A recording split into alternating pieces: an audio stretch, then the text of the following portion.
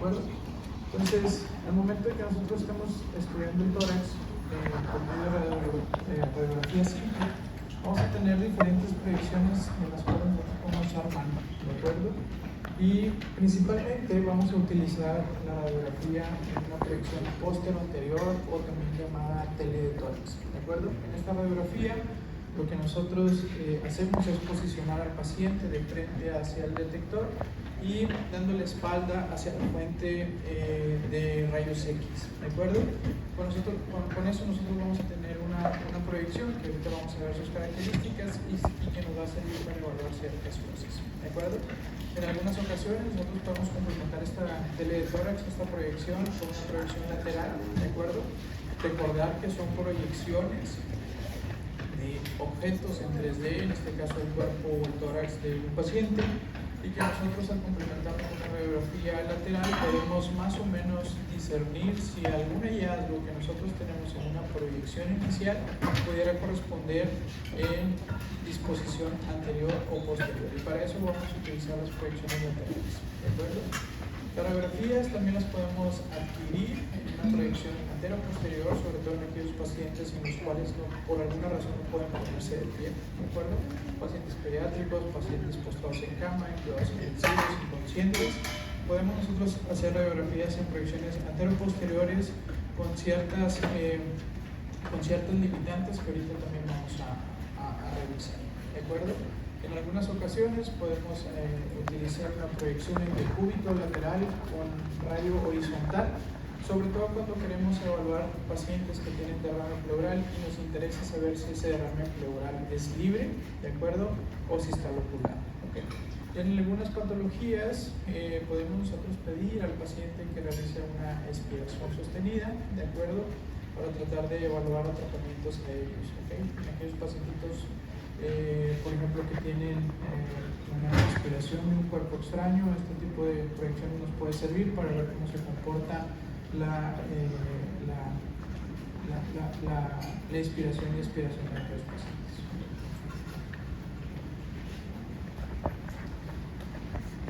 Esa va a ser nuestra proyección básica, la radiografía póstero anterior, ¿de acuerdo?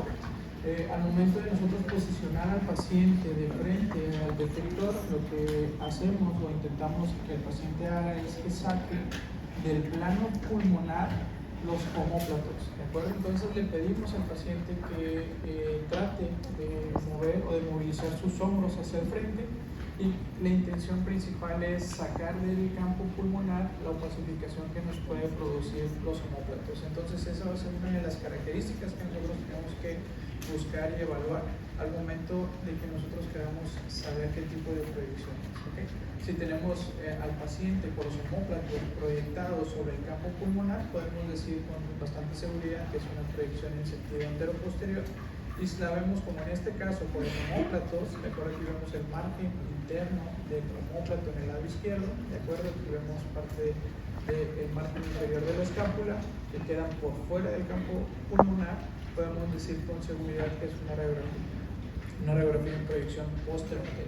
Otra de las características es que las clavículas, al momento de hacer ese movimiento de los hombros, rotarlos hacia el frente, ¿de acuerdo?, van a quedar en una disposición más oblicuas, ¿de acuerdo? A diferencia si el paciente está en una proyección antero-posterior por los omóplatos echados hacia atrás, los hombros echados hacia atrás, las clavículas van a tener una disposición más horizontal, ¿de acuerdo? Entonces son formas en las cuales nosotros nos podemos dar cuenta de la técnica que se utilizó y la proyección que estamos evaluando.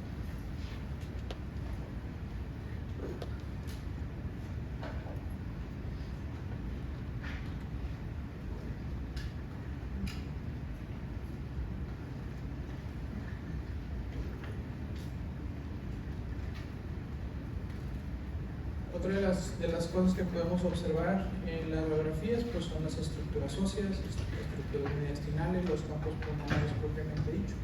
¿De acuerdo? Entonces, de las estructuras óseas que vamos a poder evaluar va a ser la columna, ¿de acuerdo? La columna dorsal por los cuerpos vertebrales, y nosotros ponemos atención. En esta parte se superpone con la proyección del mediastino, de la silueta cardiomediastínica. Pero nosotros podemos identificar fácilmente los cuerpos vertebrales y los espacios que existen entre ellos, ¿de ¿de acuerdo? Podemos evaluar si existen o no datos de escoliosis, si existen o no datos de fractura por compresión, o si existe algún otro dato que nos haga sospechar de patología a nivel óseo, ¿de acuerdo? Los arcos costales nosotros también los podemos evaluar y los podemos separar, ¿de acuerdo? En arcos costales anteriores y posteriores. Los arcos costales posteriores van a ser los que van a estar en contacto, ¿de acuerdo? Con los cuerpos vertebrales, y si nosotros continuamos con la imagen vamos a encontrar los arcos costales anteriores, ¿de acuerdo? Entonces nosotros podemos contar las costillas a través de los arcos costales posteriores o a través de los arcos costales anteriores, ¿de acuerdo? Posteriores y anteriores. Acuérdense, es una proyección de algo en 3D, entonces nosotros tenemos que imaginarnos cómo esa costilla va girando, va haciendo su arco, ¿de acuerdo? Va desplazándose en un sentido de posterior hacia anterior y de superior fálico a caudal, ¿de acuerdo? Entonces, el arco posterior de la primera costilla vendría siendo este, y el arco anterior de la primera costilla vendría siendo esta estructura que nosotros vemos proyectada sobre los arcos costales posteriores de las costillas subsecuentes, ¿de acuerdo? Entonces, es simplemente como que imaginarnos la costilla, cómo va, ¿de acuerdo? Y esa va a tener la representación en nuestra imagen, ¿ok? El arco costal posterior de la segunda, de la tercera, cuarta y de la quinta, ¿de acuerdo? Por poner un ejemplo, y si nosotros seguimos esa segunda costilla, vemos el arco anterior, donde viene y termina, ¿de acuerdo? Recordar que la unión con el esternón regularmente es a través de un cartílago, que este cartílago va a tener una densidad diferente, entonces muy probablemente no la vayamos a ver, ¿de acuerdo? En pacientes adultos mayores, en donde ese cartílago costal tiende a calcificarse de forma fisiológica, podemos tener la representación en la imagen de una calcificación irregular en el cartílago costal, ¿okay?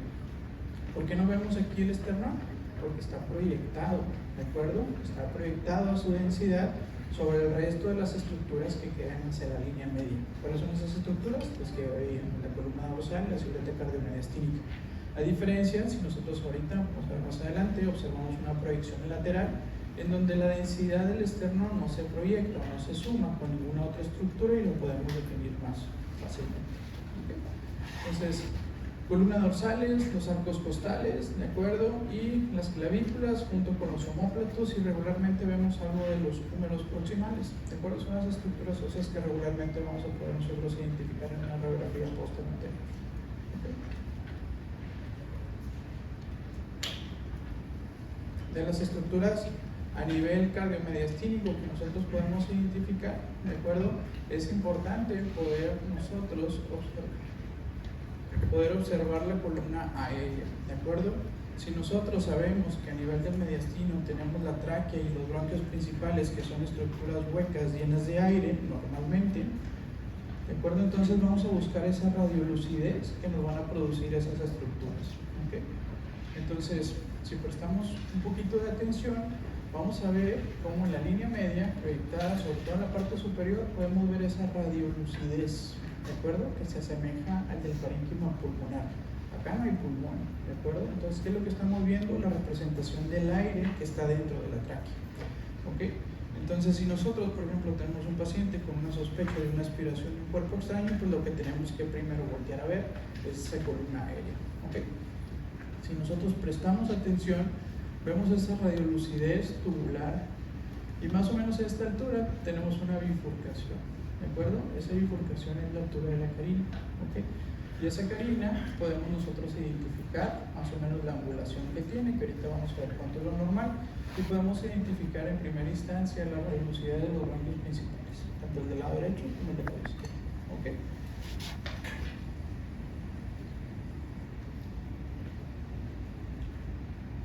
Si nosotros continuamos con la evaluación de la silueta cardiomediastínica, pues ya terminamos de observar radiolucidez y ahora tenemos zonas de opacidad, ¿de acuerdo? Zonas más densas. Si nosotros sabemos que para la generación de la radiografía va a depender de las densidades y tenemos densidades básicas, pues nosotros conocemos que a nivel de los ilios pulmonares tenemos muchas estructuras vasculares, arterias y venas pulmonares, ¿de acuerdo? Que están llenas de líquido, llenas de sangre y van a tener una densidad similar a eso, ¿de acuerdo? Igual que la silueta cardíaca. Entonces nosotros vamos a ver la representación de los ilios pulmonares vasculares, ¿de acuerdo? Como esas opacidades lineales, ¿de acuerdo? Que se van bifurcando se van ramificando y van teniendo una distribución radial del centro a la periferia, ¿de acuerdo? Por todas esas estructuras vasculares. ¿Okay? Entonces nosotros podemos identificar si un hilio pulmonar está más prominente que el del lado contralateral, regularmente son simétricos, ¿de acuerdo?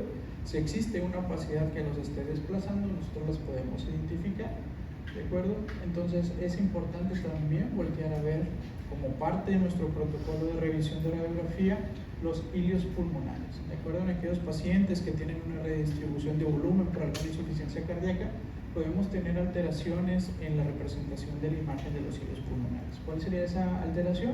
Por ejemplo, podríamos tener datos de redistribución de flujo, ¿ok? Por cuestiones de gravedad vamos a tener la vasculatura más prominente hacia los lóbulos inferiores, pero en aquellos pacientes en donde tienen alguna patología de perfusión pulmonar, muchas veces las estructuras vasculares que van hacia la parte de los ápices se hacen más prominentes y nosotros los podemos identificar en la radiografía, ¿de acuerdo? Y eso nos va a dar información y nos va a ayudar a hacer nuestro diagnóstico, ¿ok? Vamos a poder observar también la representación de los semidiafragmas, los músculos diafragmáticos, ¿de acuerdo?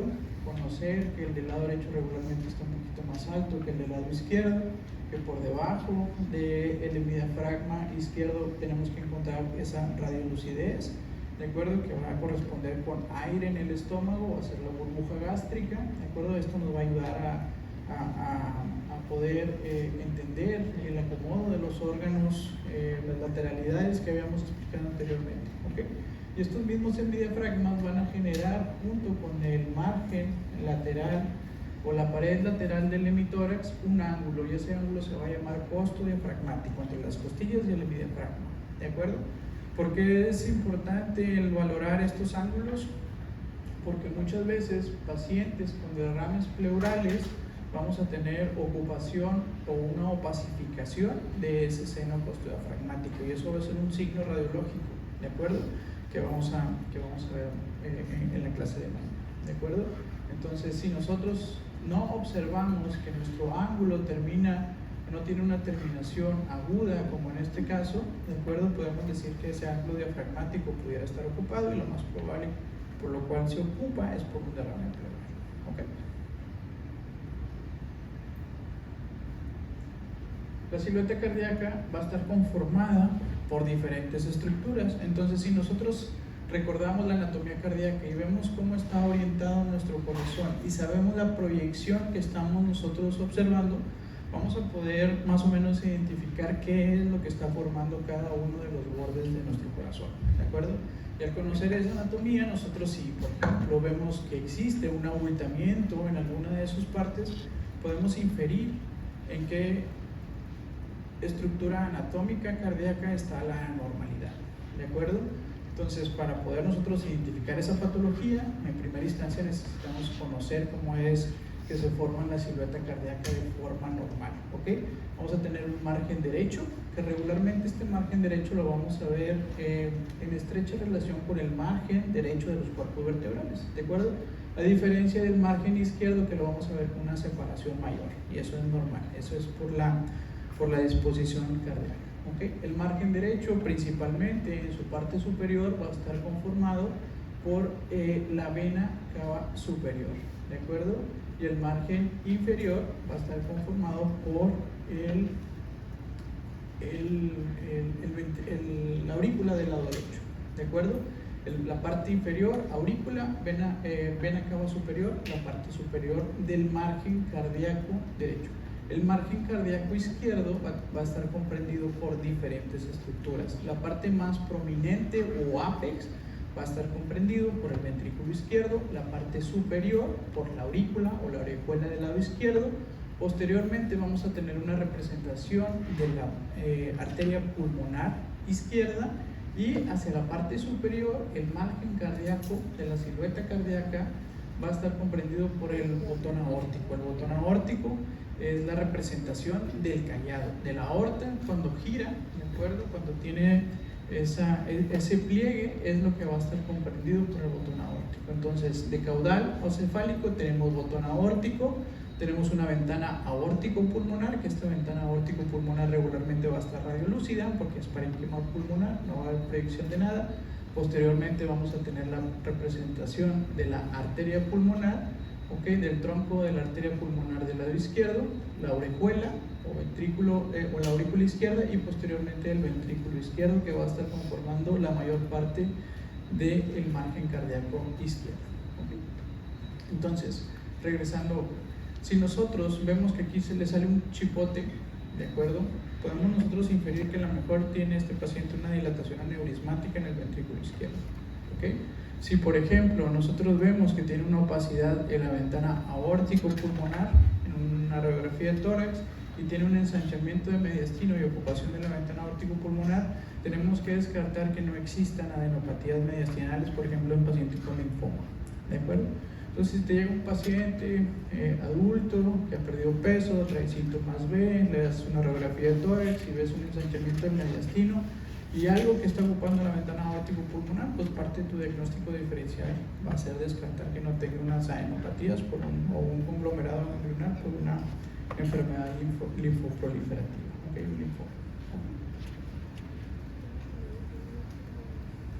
Técnicamente, como les explicaba, al paciente lo ponemos de frente sobre el detector, dando la espalda al tubo de rayos X. Esto se hace a una distancia de 1.8 metros, ¿de acuerdo? Y la intención de ponerlo a esa distancia es para, en primera, protocolizar todas las radiografías de tórax. En segunda, para disminuir la amplificación. Si nosotros conocemos que el haz de rayos X tiende a tener una dispersión normal, pues eso va a generar amplificación sobre las estructuras a las cuales se esté proyectando. ¿De acuerdo? Entonces, a esta distancia lo que buscamos es tener una menor amplificación de las estructuras, ¿de acuerdo? Y vamos a aumentar la nitidez.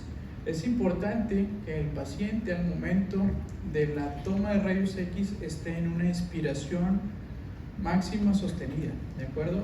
Ustedes se dan cuenta, en ocasiones el técnico les dice tome aire, respire profundo y manténgalo, ¿de acuerdo? La intención es insuflar adecuadamente el parénquima pulmonar para poder hacer una evaluación correcta. ¿Cómo vamos a saber si una radiografía está bien tomada? Pues vamos a valorar la rotación, ¿de acuerdo?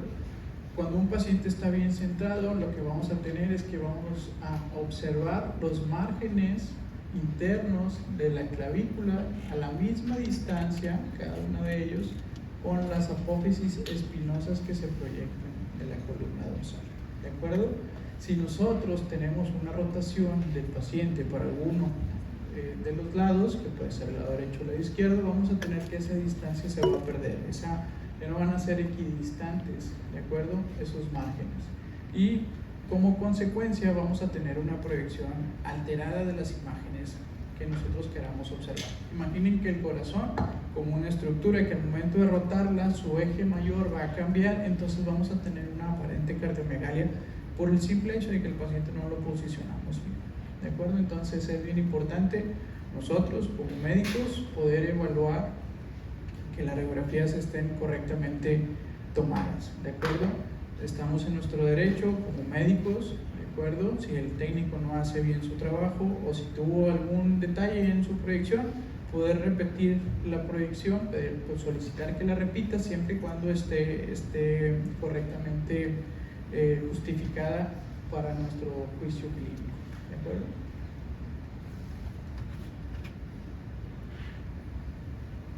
En una inspiración sostenida, ¿de acuerdo?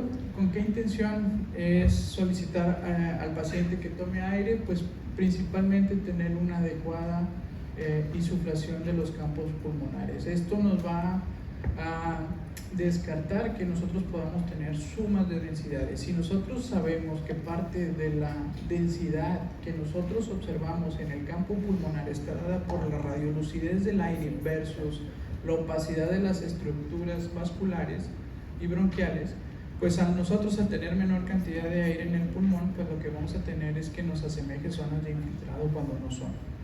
¿De acuerdo? Y esto es porque las arterias, las venas y los bronquios están más cercanos entre ellos, ¿de acuerdo? Y nos generan esas imágenes de pseudo infiltrado cuando no lo son. ¿Ok? Entonces es bien importante, si nosotros queremos descartar patología pulmonar, pedirle al paciente que haga una buena inspiración. ¿Ok? Otra de las cosas que nos puede llegar a suceder por no tener una adecuada inspiración es que veamos los semidiafragmas evidentemente elevados, ¿okay? Y la conformación de la silueta cardíaca también se va a ver alterada. Y esto nos puede dar falsos positivos de cardiomegalia, de crecimiento de cavidades cardíacas, cuando no lo hay, únicamente porque el paciente no generó una adecuada inspiración al momento de la toma. Cuando nosotros hablamos de que el paciente o que la radiografía está adecuadamente inspirada, cuando vemos de 8 a 9 arcos costales posteriores, ¿ok? Nosotros ya sabemos cómo contar los arcos costales posteriores, entonces va a ser mucho más sencillo. Este sería el primero, el segundo, tercero, cuarto, quinto, sexto, séptimo, octavo, noveno, décimo y parte del 11, ¿de acuerdo? Entonces es una radiografía que está en una correcta inspiración, ¿ok? Factores técnicos que al momento de la generación de las de rayos X que nos van a afectar la imagen, como ya les comentaba en la clase anterior. Si el técnico manipula la máquina de rayos X y genera un haz de alta energía, vamos a tener que la gran mayoría de ese haz de rayos X va a atravesar al paciente y vamos a tener una imagen muy radiolúcida, ¿ok? Porque no hubo prácticamente nada que detuviera ese haz de rayos X y va a quemar nuestra placa. A diferencia, si el haz o la intensidad de energía de ese haz de rayos X es débil, vamos a tener una proyección muy blanda, la vamos a ver muy blanca. ¿Por qué? Porque la mayoría de ese haz, de esa energía de rayos X, se detuvo en los tejidos, ¿de acuerdo? Entonces hay que tener ciertas precauciones al momento de que se está generando el haz de rayos X para tener imágenes de adecuada calidad. Si nosotros vemos, vamos a pensar que nuestro parénquima pulmonar está normal. ¿Sí? Se modifica, no, sí se modifica. O sea, si no es lo mismo hacer una radiografía de un paciente pediátrico que un paciente delgado que un paciente obeso, ¿de acuerdo? Esos parámetros el técnico los va moviendo, incluso las máquinas nuevas ya están hasta predefinidos. O sea, si tienes un paciente pediátrico, la técnica radiológica te la da por default el equipo. Si tienes un paciente joven delgado, tienes ciertos parámetros de miliamperaje y de KBP. Si tienes un paciente obeso, esa técnica va aumentando, ¿de acuerdo? Y la intención es tener dentro de lo posible la mejor imagen, la imagen de mayor calidad. Okay. Entonces, si tú tienes una imagen que está muy quemada, ¿de acuerdo? Vas a pensar que en el parénquima pulmonar, pues a lo mejor está sano, no ves ninguna zona de opacificación y se te pueden pasar lesiones tumorales, masas, nódulos, infiltrados, neumonías. A diferencia de una radiografía que esté muy blanda, en donde vas a pensar que hay infiltrados en todos lados, ¿de acuerdo? Entonces es por eso que tener ojo para poder identificar esto es importante. Entonces, pacientes obesos vamos a tener limitantes, como te explicaba, la técnica se tiene que modificar para generar una mayor penetración, ¿de acuerdo? Del haz de rayos X. ¿Okay?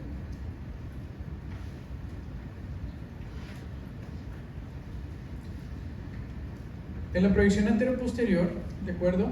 Lo que vamos a ver a diferencia de la radiografía en una PA o en una teletórax es que vamos a tener las clavículas más horizontales, ¿de acuerdo? Y vamos a tener parte de los omóplatos proyectados sobre el campo pulmonar, ¿de acuerdo?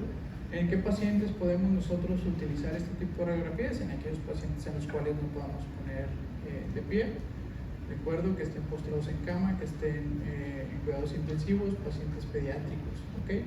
La distancia a la cual se coloca el tubo es menor, es a 1 metro, ¿de acuerdo?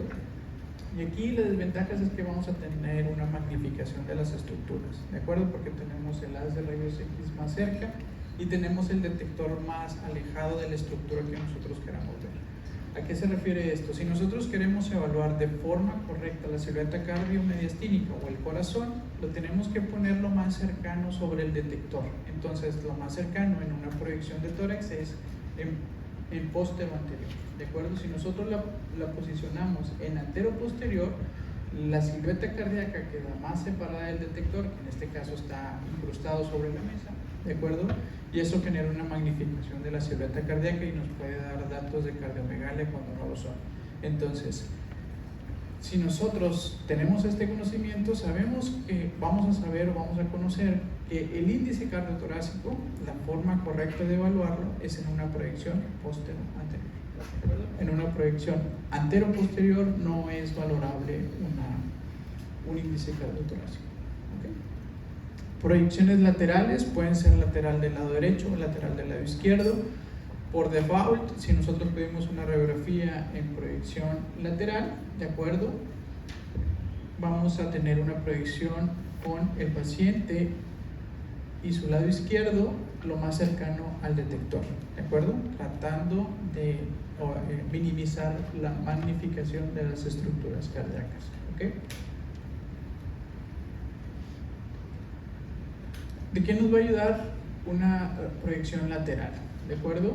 En la proyección, ya sea póstero-anterior o antero-posterior, veíamos que las estructuras se van sumando, van quedando sobrepuestas unas de otras. Entonces, si nosotros tenemos una duda, si un hallazgo que nosotros encontramos en una radiografía de tórax en una proyección AP o PA queda hacia la parte anterior o posterior, la radiografía lateral nos puede ayudar, ¿de acuerdo? Porque aquí vamos a estar viendo estructuras que están sobrepuestas, pero nosotros podemos identificar qué es lo anterior de lo posterior, a diferencia de una proyección postero-anterior o antero-posterior en donde nada más podemos ver las lateralidades, ¿de acuerdo?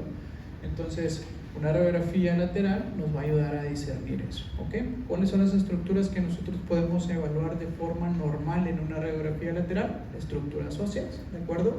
Columna dorsal, con los arcos costales posteriores y los arcos costales anteriores, ¿de acuerdo? Vamos a poder nosotros identificar eso. Si existen pacientes en donde tengamos sospecha de, por ejemplo, alguna fractura por compresión, un paciente politraumatizado, pues una proyección lateral nos va a ayudar más que una proyección anteroposterior, porque aquí vamos a poder evaluar de mejor forma o de forma más nítida la altura de los cuerpos vertebrales, ¿ok? En aquellos pacientes politraumatizados en donde exista sospecha también de alguna fractura costal, siempre se deben de complementar dos proyecciones, ya sea una antero-posterior con técnica para ver el tejido óseo y una proyección lateral o incluso oblicua para poder evaluar esos arcos costales y descartar que exista una otra subfractura, ¿de acuerdo? En la proyección lateral, ¿de acuerdo? Ya vamos a poder también observar el esterno, ¿de acuerdo? Algo que no veíamos en la proyección antero-posterior o teletórax, ¿de acuerdo? Porque quedaba sobrepuesto sobre el resto de las estructuras de la línea media. Aquí, al no tener ninguna otra estructura a la cual se sobreponga, la podemos identificar perfectamente. Entonces, si nosotros también tenemos la sospecha, por ejemplo, en urgencias de un paciente politrauma con una fractura external, podemos solicitar una proyección lateral, ¿de acuerdo? Y eso nos va a ayudar a hacer nuestro diagnóstico. La silueta cardiomediastínica también vamos a poder identificar estructuras, las líneas radiolúcidas, ¿de acuerdo? De la columna aérea, de la tráquea, hacia al frente, hacia la parte anterior y hacia la parte posterior. En algunas ocasiones podemos nosotros ver también aire en el esófago, ¿de acuerdo? Vamos a poder evaluar el ángulo costofrénico posterior y el ángulo costofrénico anterior, que anteriormente en la otra proyección nada más veíamos el de un lado y el del otro. Aquí vamos a poder discernir entre lo anterior de lo posterior y vamos a ver una radiolucidez retroesternal o precardíaca, ¿de acuerdo? Que va a estar conformada por pulmón. Entonces, si nosotros vemos que existe una opacificación en este espacio, es patológico, ¿de acuerdo? Y lo vamos a ver en los signos radiológicos que vamos a ver en la siguiente clase, ¿ok? ¿Cuáles son las posibilidades? Vamos también a identificar los semidiafragmas. Aquí van a estar sobrepuestos uno de otro, el del lado derecho y el del lado izquierdo. Entonces, si nosotros conocemos que el hemidiafragma del lado derecho regularmente es más alto, pues va a ser fácil que nosotros los podamos distinguir uno de otro, ¿de acuerdo? Esos semidiafragmas están representados por esas imágenes radio opacas, ¿de acuerdo? Que van a hacer la separación entre prácticamente lo que está en la cavidad abdominal de lo que está en las bases pulmonares. Y la silueta cardíaca al estar representada en otra proyección, pues lo que nos va a conformar principalmente el margen posterior va a ser la aurícula izquierda y lo que está en el margen anterior va a estar representado por el ventrículo derecho.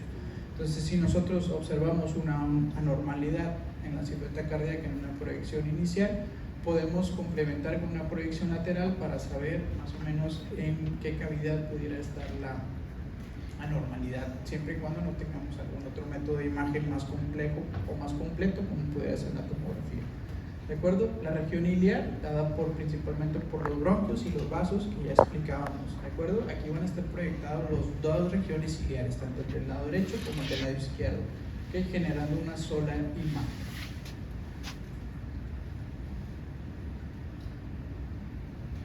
Las columnas aéreas, dadas por la tráquea, por el esófago en la parte posterior, la tráquea, y la bifurcación de los bronquios a nivel de la región iliar, ¿ok?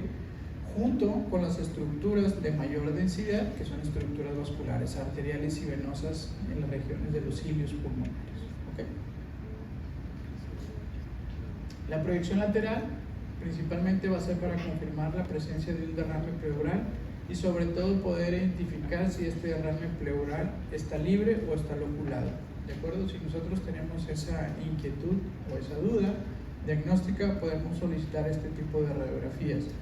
Es importante saber que existen o que podemos utilizar este tipo de proyecciones. La verdad es que son proyecciones que cada vez están más en desuso. De acuerdo con el advenimiento de la tomografía y del ultrasonido, podemos hacer evaluaciones mucho más completas si un derrame pleural está loculado o no, o si está libre o si está encapsulado.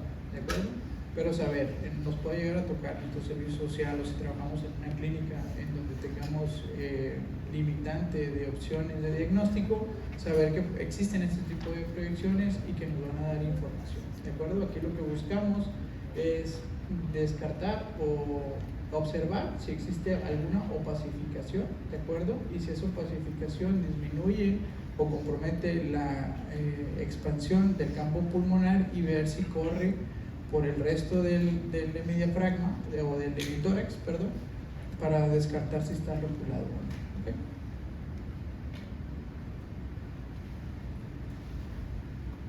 Para el estudio del tórax, pues bueno, ya sabemos que existen las densidades básicas. Vamos a tener la densidad de hueso, estructuras óseas, la densidad de tejidos blandos para las estructuras musculares y el tejido celular subcutáneo, lo que abarca densidad de líquido en aquellos órganos sólidos o que tienen sangre en el interior, como es la silueta cardíaca.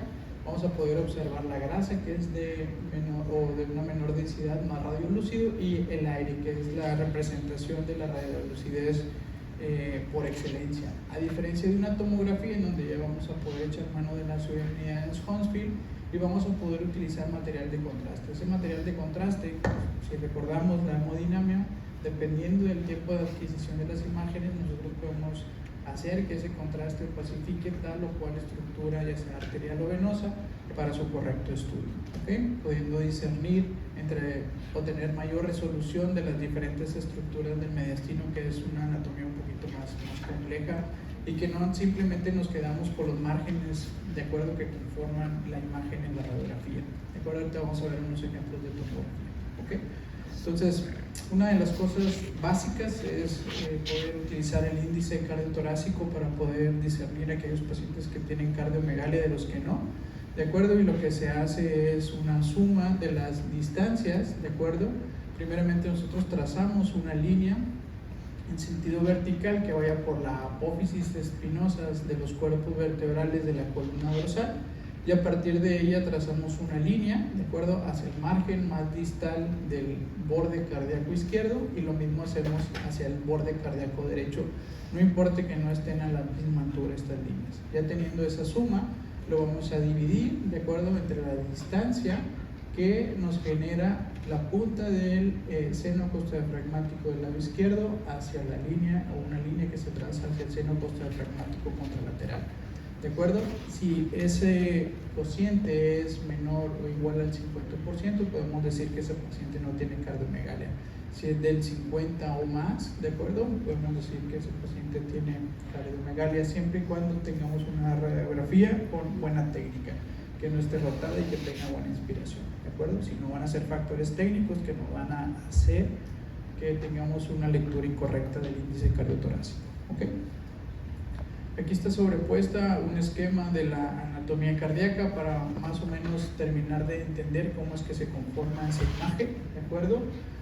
Vena cava superior, la parte superior del margen del lado derecho, y principalmente la aurícula izquierda, lo que nos va a conformar la parte inferior de ese margen, ¿ok? En el otro lado, en el lado izquierdo, vamos a tener el botón aórtico conformado por el callado, la ventana aórtico-pulmonar, posteriormente la arteria pulmonar izquierda, parte de la orejuela, ¿de acuerdo? Y principalmente el ventrículo izquierdo y apex cardíaco, los que nos va a dar la conformación de toda esa silueta, ¿ok? Los arcos costales, como ya se los explicaba, los cuerpos vertebrales y los arcos costales posteriores, las estructuras óseas a nivel de la cintura escapular, ¿de acuerdo? Y las clavículas que tienen que estar equidistantes son cosas que tenemos que evaluar sí o sí al momento de estar nosotros observando una radiografía. Anatomía bronquial, rapidito. Vamos a tener la bifurcación de la carina, y esa bifurcación de la carina va a estar en estrecha relación con el callado aórtico, ¿de acuerdo?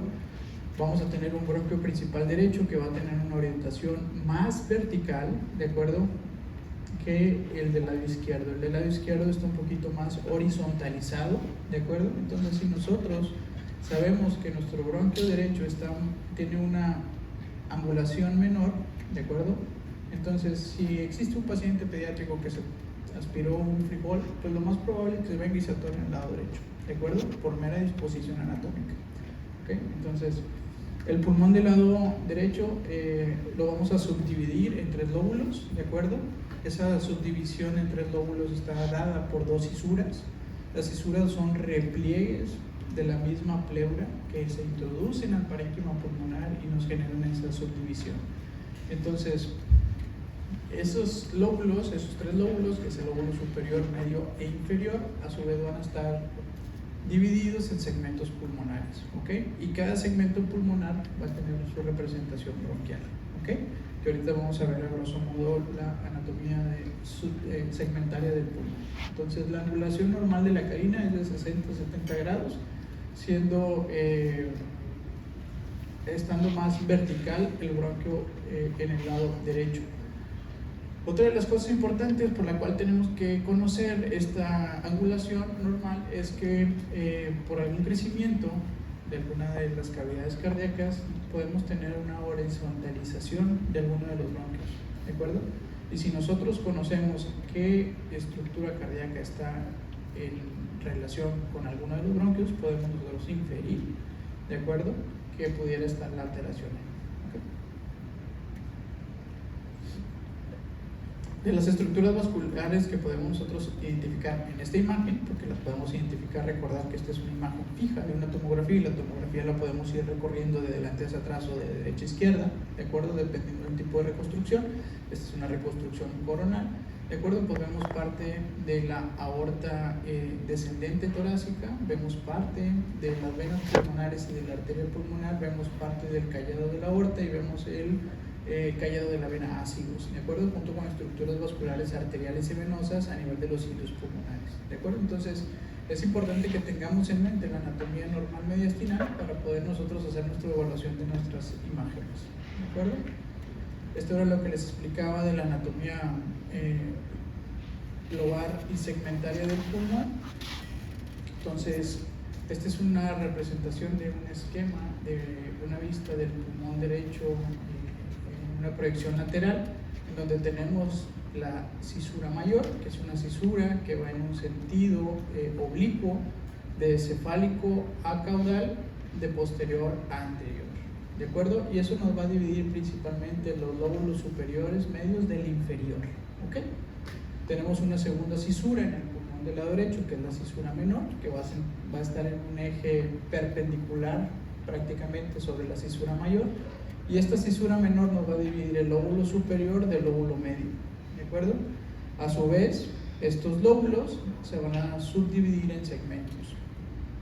Vamos a tener en el lóbulo superior 3 segmentos. El segmento apical, que va a ser el que está más en la parte superior, más caudal, ¿de acuerdo? Un segmento posterior, y si hay uno posterior va a haber un anterior, ¿de acuerdo? Entonces tenemos 3 segmentos en el lóbulo superior. En el lóbulo medio vamos a tener únicamente 2 segmentos, un lóbulo lateral y un lóbulo medial, ¿de acuerdo? Esto está fácil. Y en el lóbulo inferior prácticamente vamos a tener una subdivisión del lóbulo del segmento superior del lóbulo inferior, ¿de acuerdo? Está más alto. Vamos a tener un lóbulo basal o un segmento basal anterior, un segmento basal posterior, un segmento basal medial y un segmento basal lateral. ¿Okay? Entonces, en resumidas cuentas, apical, posterior y anterior. En el medio, un lateral y un medial. Y en el posterior tenemos un superior y posteriormente vamos a tener un anterior, un posterior, un lateral y un posterior. ¿Ok? Está sencillo.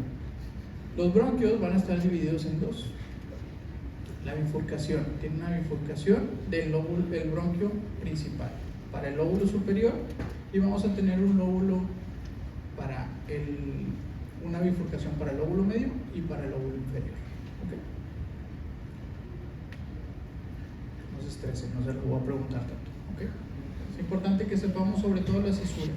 En una representación de tomografía, ¿cómo es que vamos a nosotros identificar la anatomía? Si vamos a ver el parénquima pulmonar y sabemos que en todos los lóbulos y en todos los segmentos pues hay arterias, hay venas y hay bronquios, pues está medio complicado. Entonces la intención es que nosotros pongamos atención y vea aquí como hay unas líneas más radiolúcidas de menor densidad que nos hacen la representación de las cisuras, lóbulo superior, lóbulo medio, lóbulo inferior. ¿De acuerdo? ¿Sí fue perceptible? Ahí va de nuevo.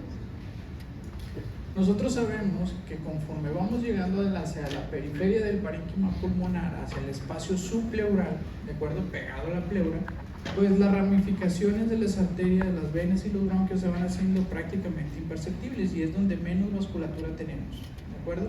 Entonces, si nosotros sabemos que las cisuras es un repliegue en la pleura, pues va a tener un comportamiento similar que en la periferia. Entonces, cercano a las cisuras vamos a tener menos estructuras vasculares y vamos a ver el pulmón más limpio, por así decirlo. ¿De acuerdo? Entonces, tratando de identificarlas, vean cómo aquí no hay ninguna vena, no hay ninguna arteria, ahí van las cisuras. ¿Ya más o menos lo vieron? Aquí, cisura, ¿de acuerdo? Cisura, cisura.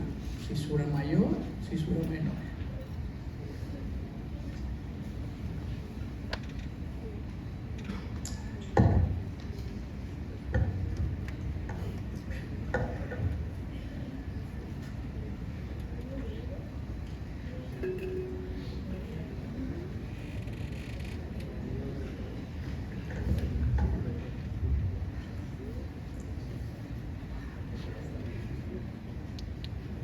Por ejemplo, en este corte, ¿ok? La cisura menor y la cisura mayor corren en este sentido, ¿ok?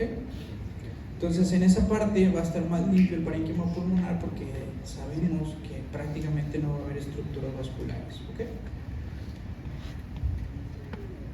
En la radiografía, eso en el TAC es mucho más fácil, ¿de acuerdo? En la radiografía, pues vamos a echar mano de las proyecciones que sabemos que existen para más o menos darnos la idea en dónde está proyectado tal o cual lóbulo, ¿ok? Entonces, si nosotros ya conocemos la anatomía global del pulmón y sabemos que el lóbulo superior, ¿de acuerdo?, está dividido por las cisuras, en la parte apical del campo pulmonar, pues la representación en nuestra radiografía va a ser hacia la parte superior, en una proyección posterior anterior, ¿de acuerdo? Y sabemos que va a estar mayormente recargado hacia la parte anterior del tórax. La parte posterior está ocupada o va a ser dispuesta por el lóbulo inferior, ¿de acuerdo? Entonces, si nosotros encontramos una opacificación, ¿de acuerdo?, o alguna anormalidad que estamos proyectando aquí y echamos mano de nuestras radiografías, podemos inferir en qué lóbulo se encuentra, ¿de acuerdo? Únicamente por disposición anatómica, ¿ok?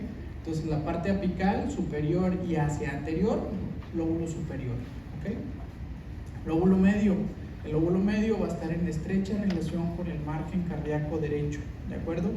Mañana vamos a ver el signo radiológico del signo de silueta, que si dos estructuras de la misma densidad entran en contacto, pues eso quiere decir que están en estrecha cercanía, ¿de acuerdo? Y nosotros sabemos que por disposición anatómica el lóbulo medio está muy cercano al margen cardíaco derecho, pues es como nosotros podemos inferir que tal o cual lesión pudiera estar en esa topografía, ¿de acuerdo? Separado del lóbulo inferior, ¿de acuerdo?, por la cisura mayor y separado el lóbulo superior por la cisura menor. ¿Ok? ¿Vamos? El lóbulo inferior, ¿de acuerdo? Es lo que principalmente vamos a encontrar hacia la parte posterior. ¿De acuerdo?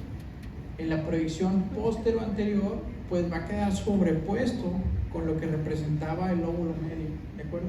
La gran importancia es que este no va a estar en contacto con la silueta cardíaca, ¿de acuerdo? Con el margen derecho. Entonces es como podemos nosotros discernir en condición. ¿Ok? Sí. No a fuerzas, pero sí te va a ser de mucha ayuda. O sea, si tú para tu diagnóstico inicial quieres ver si existe un infiltrado o una consolidación, pues una proyección lateral de tórax vas a tener. Si tú quieres ir más allá y saber por qué o en dónde se localiza esa consolidación, por ejemplo, cuando tienes una consolidación lobar, dices tú, pero ¿por qué nada más en esa parte del pulmón pudiera estar afectado? Pues ve más allá y pide las siguientes proyecciones, ¿de acuerdo? Si tú puedes echar mano de una tomografía de alta resolución para ver el parénquima pulmonar, pues ahórrate la proyección lateral y vete directamente sobre la tomografía, ¿de acuerdo? Todo va a ser dependiendo cuál va a ser tu sospecha y qué es lo que tú quieras confirmar o descartar, ¿de acuerdo? Si estás en un centro de salud y no tienes una tomografía, ¿de acuerdo? Pues pedir una radiografía anteroposterior lateral y te vas a dar una idea bastante clara de qué es lo que tiene el paciente y en dónde está ubicada su patología, ¿de acuerdo? Sí. Entonces, ¿el lóbulo medio está cubierto por el lóbulo inferior? ¿Cómo, perdón? ¿El lóbulo medio está cubierto por el...? No está cubierto, simplemente se sobrepone, ¿de acuerdo? En una proyección en póstero anterior, una teletórax, pues vas a ver la sobreposición de los dos lóbulos. No es que esté cubierto, uno queda anterior y el otro va a quedar hacia posterior, pero acuérdate que lo que tú ves en una proyección radiológica, pues lo anterior y posterior quedan en un mismo plano, ¿de acuerdo? Exactamente. Entonces, ¿dónde quedaría el lóbulo medio? Aquí adelante, ¿de acuerdo? Dividido del lóbulo superior por la cisura menor, pero en una proyección póstero anterior lo vas a ver sobrepuesto. Pero si hay algunos signos que te van a poder ayudar cuando tú tengas una sola proyección, ¿de acuerdo? Poder discernir si es anterior o posterior. ¿De acuerdo? ¿Y cuál es ese signo? Pues vamos a echar mano de las diferentes estructuras. Ese signo es el signo de la silueta. Si tú te das cuenta aquí en tu proyección anterior, ¿de acuerdo? La silueta cardíaca queda anterior al lóbulo inferior. Entonces, si se borra el margen cardíaco, tienes un signo de silueta, entonces sabes que lo que tú estás viendo en esta proyección está anterior, porque borró el margen cardíaco. ¿De acuerdo? Entonces sabes por ende que está en el lóbulo medio. ¿De acuerdo? A diferencia, tú sigues viendo una opacificación proyectada en esta parte, pero tú ves tu margen cardíaco nítido, dices, pues esto no está entrando en contacto con el corazón, está posterior al mismo, o sea, alguna imagen retrocardíaca, ¿de acuerdo? Entonces puedes inferir que está en el lóbulo inferior. ¿Ok? Vamos a terminar aquí, mañana continuamos y empezamos con los signos, ¿ok? Dale una leída en